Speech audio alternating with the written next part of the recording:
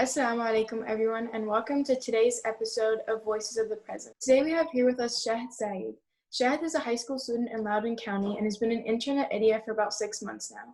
She works in the outreach team posting content for the Youth Crisis Line and has been trained in digital marketing. Today we're going to be asking her about how to make the most of online school since many youth are struggling to adjust to this new online environment.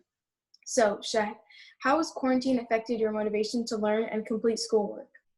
Quarantine definitely took a toll on me, and I had to take it one day at a time and to get back on track and all that. My main thing that I went with was going one day at a time and readjusting to everything and all that. So, what else have you done to change your attitude about completing all your schoolwork at home? I think making a place where it could just be like kind of like a school setting and just try to keep my mind in one place and not get distracted by other stuff.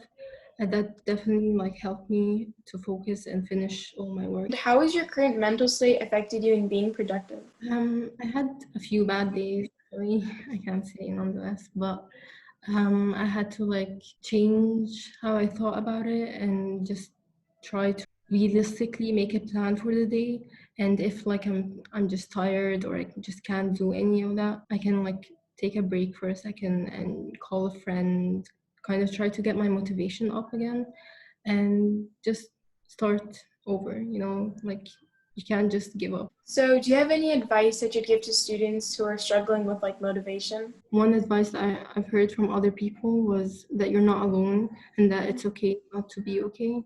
That definitely made me feel better about myself, and you shouldn't give up from the first try. You try over and over again, and nothing works from the first time. And it's something that all of us are getting used to. It's not only you. And again, as what I said, take it one day at a time. Try to be as flexible as you can with your schedule and all that, and you'll inshallah become better. Well, that's all the questions I have for you today. Thank you very much, Jazakallah khairan, for your time, your input, and your advice. Thank you. Assalamu alaikum.